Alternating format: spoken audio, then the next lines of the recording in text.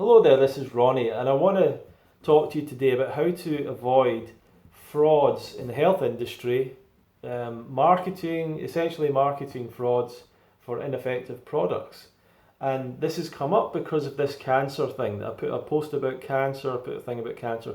Basically, there's a report of a lady that got cancer, decided not to do the conventional treatment, her husband saying that's all poison and what have you. They decided to spend $70,000 all over the world on alternative treatments, going organic, going vegan, and she died.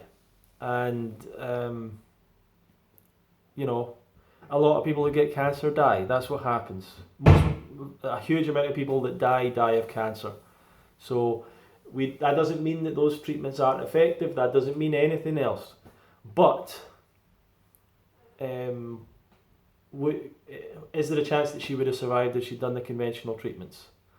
Yes. Unfortunately, probably a better chance.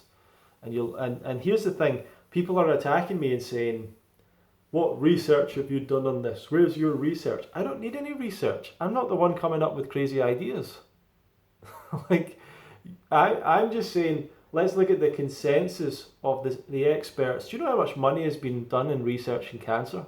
Do you know how much money there has been researched into trying to defeat cancer?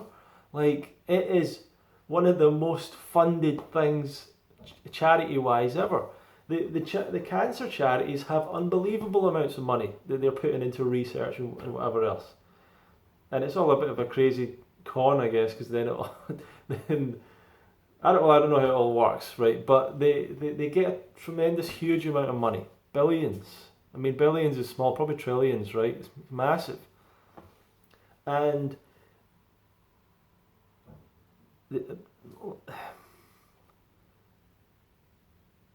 some people are saying to me crazy stuff, right? And so people are saying to me like, well, what research have you done? I'm not going to do research. I'm not an oncologist or an oncological researcher. What research have you done? When other people show me their research, it's like, look at this video, look at this link, look at this article. That's not research. That's a night of YouTube for me. I don't see that as research. Right? Okay, it could be research, but you just don't know the validity of the information you're looking at. And if you go and do your own research, what you're actually going to do, same with the anti-vax thing, same with the anti-dental industry stuff, and same with all that, you're going to go and find marketing videos that you think are scientific videos, that you think are actual serious documentaries. And a friend of mine sent me such a piece, and I was watching this, and he was saying you need to watch this whole thing, and I was watching it and going, oh man, I've seen this all before. It's a marketing documentary, it's a marketing film. So marketing is not always, or advertising and marketing slightly. So here's my CD, right? So marketing isn't always, here's my CD, please buy my CD. Obviously you would know that that's an advert, right, for a product. I should just leave that there as product placement, I guess. But anyway, you would know that was product placement, because it would be so clear. But sometimes you don't realize that it's advertising or marketing. And I don't mean those adverts where you don't know what's happening and it's a car advert, but it's like a circus and some bird flies in and some weird thing happens and all of a sudden there's an alien and then the brand of the cars at the end, and it doesn't make any sense. I'm not talking about that kind of advert, which is just a bad advert. But what I'm talking about is something even more subtle and amazing than that, which is basically a complete sales presentation in the form of a film, created like it's a documentary, like it's a serious documentary, but it's completely designed to manipulate you, and there is a proven structure to it. There's probably some company that does them all for people. It's the same thing over and over and over again. The reason that I understand this stuff, and I understand a lot of you might not understand, because a lot of people think they know marketing, and they think they understand advertising. and they think they're so smart, and they see through it all, and they know everything, and people don't really understand advertising or marketing. They don't really get it, and they don't understand. And the reason I know that is because if you try to do a campaign, advertising or marketing, without research, everyone would fail to make a good campaign. No one makes a good advert from instinct. No one understands it. It's not an instinctual thing. And years ago, I started the UK Fruit Fest, just purely an extension of bringing friends together to eat fruit, and just kind of thought it was the same thing, just on a bigger scale, and inviting more people, more friends, and didn't realize that it's not really that. And as soon as you reach out to people outside of your friendship circle and your family and whatever, and people that know you or whatever, there's massive amounts of distrust and fear and apathy and whatever, because they don't have any trust to you. They've got no connection to you. And I kind of just thought, well, we're doing this amazing thing for all the raw vegans in the UK, and surely they'll all come and support and we'll all have a good time. And it didn't work out like that. Like it turned out not like that. So that was a bad assumption on my part, and we didn't really do much advertising. But I started to learn, because I was like, how do you do this? What do you do? Like, what did I do wrong? And I started to look into it, and I randomly came across a guy that taught marketing. Now, I didn't know what marketing was really. Didn't really know. I'd actually I had put out adverts myself, because I was a guitar teacher at different points. So I'd put out adverts for things like that, and sometimes they'd worked, and then sometimes they hadn't worked, and I didn't really know why. I came up with my own ideas, and sometimes I put out adverts looking for other musicians for a band. Sometimes it didn't work. I never really thought. I thought it was all kind of chance, like pure luck, and you just don't know if it'll work or not, right? But I started to learn the fundamental principles and stuff of advertising, and there's a science to it.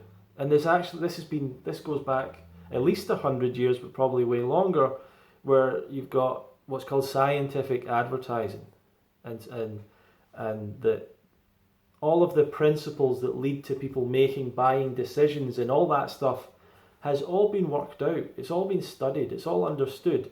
There are companies that have a sales system and a marketing system that they've used consistently for decades. Human beings don't really change, and they can consistently say, if we get this amount of people in front of this sales presentation in this environment, then we'll get 1 out of 3 people buying, or whatever the statistic is, and that's how companies are run. There are numbers and statistics and consistency and systems and all that kind of stuff. And so I was learning about all this stuff, and pretty amazed. It really blew my mind. I was really amazed by it all. Didn't know anything about that stuff. Started to go deeper and deeper and deeper into it. And I was watching this guy, and he's talking about stuff, and he starts to mention Napoleon Hill. And Napoleon Hill wrote the book Think and Grow Rich. And he's talking about a book that Napoleon Hill wrote, and he's saying, this is a great book and everything. And he said, what you don't realize is this book was a promotional book for X company, because this particular company was mentioned all the way throughout the book. And it really kind of blew my mind. I was kind of naive about that someone would write a book about success, but in reality the book was about recruiting people for a particular company or opportunity or something, and that he'd been paid to do that or something. And I just thought he was a guy that wrote a book, and he was an author, and I didn't know anything about him really, but I didn't get how subtle these things could be, right? I didn't really understand stuff like that. So I started to realize that a lot of the things that I looked at and watched weren't what I thought they were, but were actually really well-crafted, very subtle advertising and marketing pieces. And one example was years ago when I was into conspiracy theories quite a lot, or I was at least open to them. And I came across this article, and I'm reading this article, and it's a really long, interesting article. I'm reading the whole thing, and it's about monoatomic gold. It's about some farmer in the US, and this farmer found this substance on his farm, and he decided to test it, and he started to research it, and he was testing it, and he did this and that, and I was reading the whole thing, and it's a really, really long story, and I'm reading. It's kind of an interesting story, and I'm reading it, and I think at the end of it, maybe, and you're thinking this monoatomic gold, like I want to get my hands on this, like it's amazing that the Egyptians were using it to be enlightened and all this stuff, and I started to realize that was just that was a sales letter. That wasn't a story about monoatomic gold and this guy's journey. That was a sales letter. I mean, that whole thing might have been completely made up. And I started to realize there was a lot of that, and that a lot of the conspiracy theory documentaries, like the stuff you see on YouTube and things and all these things, that these were marketing films, marketing pieces that led to specific things, whether it was buying a book or a course, but it was all about generating an audience for some kind of product or some kind of other thing. And there's been many, many different kinds. And the whole structure for those documentaries, and this is basically every conspiracy theory documentary on YouTube, is called Problem Agitate Solution, which is you clearly define the problem, then you agitate, which is you add all this emotional stress, problems, build it up into the worst thing in the world, and then you give the solution at the end of it. And it's used over and over again, but what's also used is all these elements of influence, which is, what do we call it? Social proof and stuff. So they have like 20 people interviewed who all say the same thing. They're all agreeing and they're all saying the same thing, and one of them says something, then it cuts to the next person and they're verifying it, then it cuts to the next person. Oh wow, they're verifying it as well. Oh wow, they're a doctor too, or whatever. All these different doctors saying all the same thing, and it gives you that impression that this is what everyone's thinking. And it also often will portray an enemy, so the pharmaceutical company or the government or whatever. Like, so they create enemies, and these are playing with people's their biases against rich people, against corporations, against pharmaceutical companies, against unnatural things, against the government. So people already have these biases. These documentaries play into those biases. They know your biases. They know the demographics of the audience they're looking for. They understand that you think that fluoride's going to calcify your pineal gland or whatever. They get that you think silly things like that. And that the pesticides are all evil or whatever. So they know that you think that. They know that you think these things, and they craft that message, and they build up this evil corporation, these evil people. Obviously Monsanto is one that everyone thinks is absolutely evil, satanic, whatever, like, because it's been in these marketing documentaries, and it goes on and on and on, and it's very subtle. It never comes out and goes, buy this. Because obviously that would break the illusion, and you'd be like, oh wait a minute, this is just an advert. It would break the illusion. So usually it's not, maybe it doesn't. A great example. So there's a good example, the truth about money, and they're always called like the truth about, or the real truth about whatever. I think it's called the truth about money, or the money secrets, the real secrets of money. The secrets of money they don't want you to hear about, and all these these are marketing things, because it's all about the human emotions that drive you, that motivate you, that make you take action. Because there's no point in me saying, here's a CD, this is a good album or whatever. It doesn't drive you or motivate you to buy it. You might go, yeah, I'll buy that, and then you don't do it. The question is, what's going to make you actually reach out and do something and get up off your seat And that's why they play to these major negative emotions, and they really get you going, and the emotional music, and they really make you like, I need to go and do something about this. I can't believe that we're allowing the government to do this, and the rich people to do this, and the pharmaceutical companies to do this, right? So as soon as you see like the creepy music and the suspense and the all the talking heads, like these are just marketing videos, films. So in saying that, they never have any balance, so they don't have it. So yeah, so a good example is The Truth About Money, or The Hidden Truth of Money, or something, and that is a marketing series for a gold and silver company, a company that sells gold and silver.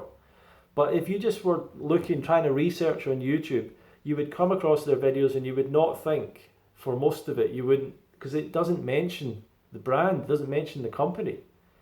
All it is trying to do is create a market for gold and silver. That's mostly what it's trying to do. It's trying to convince you of this whole idea. Once again, the government is doing this, and the evil people and the whatever. And by the end of it, you're like, man, I need to buy some gold. Like, like for the first time in your life, you're like, I need to buy gold. And and it's not that that's not a good thing or whatever, but I'm just saying, it's not really an educational documentary. That's the problem with YouTube. You're not paying for the content, so all of it is like, so much of it is just marketing, right? Especially that if it's obviously really highly produced, then someone's got to have paid for that, and it's probably a company, and it's probably a marketing piece. But that's a good example of the exact same structure, the exact same, like all the talking heads all saying the same thing. All saying like we're going to collapse, the economy's going to collapse. So, with environmental stuff, it's the environment's going to collapse. With diet stuff, it's everyone's going to die. And with vegan stuff, same thing with What the Health. What the Health is, or Forks Over Knives is the same thing. These are marketing documentaries. I mean, yeah, for veganism, but for building this organization, like these were businesses, right? I don't know what the Health is exactly, but they got money from somewhere, so I don't know if that's any different. But it's the same structure. It's a manipulative influence thing. It's for an influence. And then it's building this. It's about building a market for a particular product or book or philosophy or whatever, religion or whatever it is. And if you're getting your information from stuff like that, it's a poor level of information. It's a incredibly poor. All they need is one person that knows what they're talking about to say, yeah, all those people are wrong. That's all it takes, is one person, and the whole thing falls apart.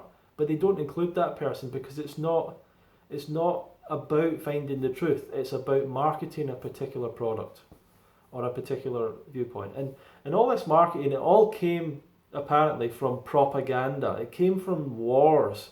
It came from trying to win over people, hearts and minds of people. Get public opinion on your side. That's what politics is all about. And what wars are fought over and everything. And if you're the US president, you can't just say, hey, I'm going to war, let's go. You have to create a whole story about Saddam Hussein or Bin Laden or whoever. You have to create this whole thing and try and get the country on your side. It's a big propaganda thing. And the way they do that, once again, they cause fear, they agitate, the same thing. And you ask, well, why do they use fear? Well, it's what actually makes people do things. Makes people take action. That's the reason. We don't use love because love is anti-action. It's like, I'm going to do nothing. Every drug addict in the world, they're not doing anything because they're just bliss, right? Or, well, when they're on their drug, right, they're kind of blissed out. So they've got no desire to move, do anything, go anywhere, which is the antithesis of what you want if you're advertising a product, which is you want the person to take action. You don't just want the person to like your advert or to like your product, like, oh, that CD looks pretty good. No, you want the person to I need to get that, How do I get that right now? So,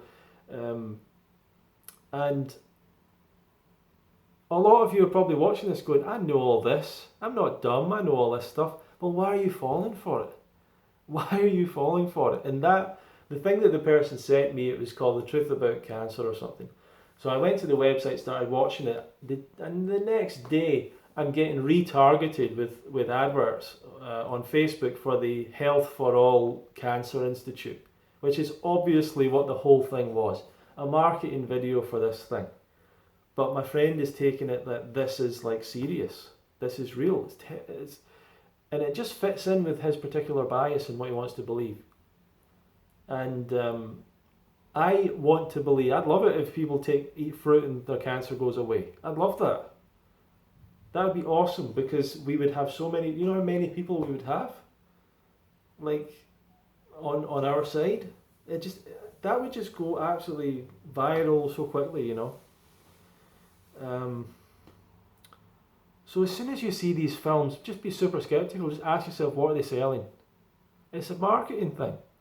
Just ask yourself, what's being sold here? I could make one for the UK Fruit Fest. You know, I could make one not mention the UK Fruit Fest at all until the very, not even mention the UK Fruit Fest. Maybe at the very end of it, suggest if people want to hear more information, go to this place, and they download a book or something, or they join an email list or a mailing list or something like that. And then you're building this following of people to then market to again. You know, it's not all about, hey, buy this thing. Sometimes it has to be way more subtle than that. You know, so that might not have been interesting to you at all. You might think, yeah, I know all that stuff, whatever. But a lot of you don't really. Like, you think you know it. And some of you have researched this stuff and read about it, and you've maybe watched some videos on it. You think you know it. You've never done it though. Like, there's a big difference with doing it and putting your money into making campaigns, making videos, watching the effect it has on people, and realizing that stuff works. That thing works. Fear and targeting fear and building up and creating an enemy and all these things. This is what every big movement has. From Christianity to everything else, they have the hero and they have the villain, you know, and the villain has to be clearly defined, and everyone has to hate it, you know. But that's my problem in the raw foods movement. It's like, who's the villain? Because I think it's ourselves. I think it's our fault. I don't think it's McDonald's fault. You know, I don't think it's the pharmaceutical company's fault. I don't think it's the doctor's fault. I don't think it's the school's fault. I don't think it's anything. Like someone was saying to me, they promote the standard diet as being healthy. They don't. They do not.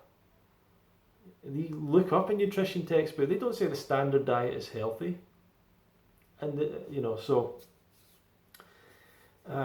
that's what I want to try and get across, right? We've not got, the enemy is ourselves. The enemy is our own addictions and habits, our own weaknesses that stop us from going out and making better decisions. It's very hard to make those decisions and make those changes. So thank you for watching. Maybe you learned something, maybe you didn't. But I'm not saying be skeptical or don't be open. I'm saying just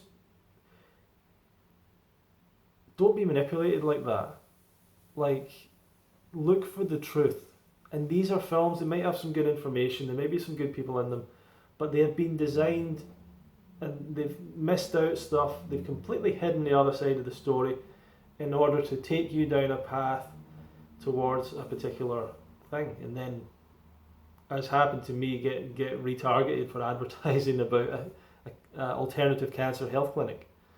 So thank you very much for watching. Feel free to like, comment, share, do all that stuff. I don't know if I really want to be big on YouTube. You know, I've been doing this for 7 years or something. I have a small channel. I get maybe 80 or 70 views. I mean, I'm grateful for that. Don't get me wrong. I think that's pretty amazing. But this is what I'm realizing. This is really a creative outlet for me. I'm a creative person, mostly, and I don't really do well with like let's try and make money out of this. I'm not really that, but it's a creative outlet, and I enjoy it. I enjoy putting my words out there, and I just want to say that, you know, if I was trying to make money doing this, I would lie to you. I would, because I understand these things. I would tell you that you're all right. Oh yeah, the vaccines are terrible. Yeah, the vaccines kill everyone, and yeah, cancer. You know, and you would all like me more because I'm telling you what you want to hear. And I would say, yeah, Robert Morris is awesome, and or whatever. But I'm looking more for personally my own truth. It goes beyond popularity, and I don't care that I don't that I don't. But like, what am I trying to say? I do care, but I don't care that people don't like me because I don't say things like, I've got no interest in that. I had a friend years ago that sometimes it, I don't know if he ever watches my channel, but sometimes I'd be on his channel, and then he said to me one time, "Whenever you're on my channel, I lose subscribers." And I'm telling you, I was never on his channel again. Now, that I would have never stopped putting someone on my channel because people didn't like them and unsubscribed. I would have never done that. But he was more into being a success on YouTube. And I'm not that, you know. I'm not Nikocado Avocado. I'm not going to kill myself to get YouTube views and all that kind of stuff. Nothing like Nicocado's. I think he was quite a nice. I think he was a nice guy. I don't know. Maybe he wasn't. Who knows? But doing stuff like that, I'm just not as insane as that. Like, I'm not that insane. I think it's a bit weird to put your ideas out in a 25-minute video on YouTube, but yeah, it's Nick Ocado and these people, like even Durian Rider, like eventually, a lot of these people changed because of their audience. They changed because of their audience, and I'm not really doing that. I don't want to be a fake thing for you to pretend is like perfect or whatever. So anyway, thanks for watching. Do the thing, and we'll see you in another video.